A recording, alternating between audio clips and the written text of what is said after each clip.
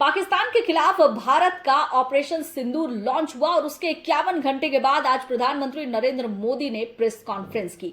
इससे पहले कहीं ना कहीं युद्ध विराम को लेकर भारत की जनता में आक्रोश देखा गया था।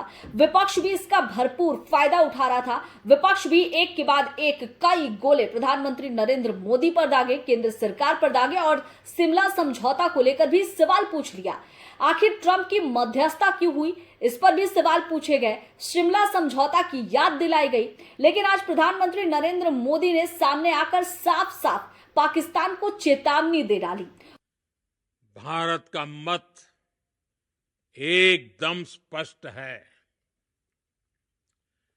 टेरर और टॉक एक साथ नहीं हो सकते। टेरर और ट्रेड एक साथ नहीं चल सकते और पानी और खून भी एक साथ नहीं बह सकता। अब यही दो बातें पहले से भी अनुमान लगाया जा रहा था कि शायद प्रधानमंत्री नरेंद्र मोदी यही दो बातों को रखेंगे और उन्होंने ऐसा ही किया। लेकिन अब सवाल ये उठता है कि क्या पाकिस्तान इन दो चीजों को मानने के लिए राजी होगा? क्योंकि पाक ऑक्युपाइड कश्मीर की बात करें तो ये आज का मसला नहीं है। 1947 से ये मसला चला आ रहा है और क्या इतनी आसानी से ये सॉल्व होने वाला है? आतंकवादियों का मुद्दा भी ये कोई पहली बार नहीं है।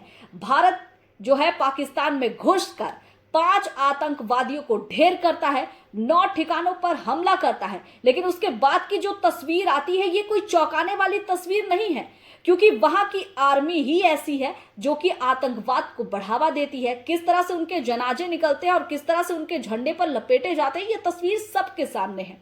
तो अब जो प्रधानमंत्री नरेंद्र मोदी खुले तौर पर कह रहे हैं कि पाकिस्तान से बात होगी तो सिर्फ पीओके पर होगी और इसके साथ आतंकवाद पर होगी। क्या पाकिस्तान राजी होगा? दूसरा सवाल यह भी उठता है कि जब डोनाल्ड ट्रंप ने ट्वीट किया और यह कहा कि दोनों देश अब सीज फायर के लिए राजी हो गए हैं, उसके बाद वो बयान क्यों बदल लेते हैं? हालांकि भारत ने यह नहीं स्वीकार किया है कि वो मध्यस्थता यानी ट्रंप ने मध्यस्थता की है, तो फिर ट्रंप सामने आकर ये बात क्यों कहते हैं? हो सकता है कि वो अपनी छवि सुधारने के लिए इस तरह के बयान दे रहे हो।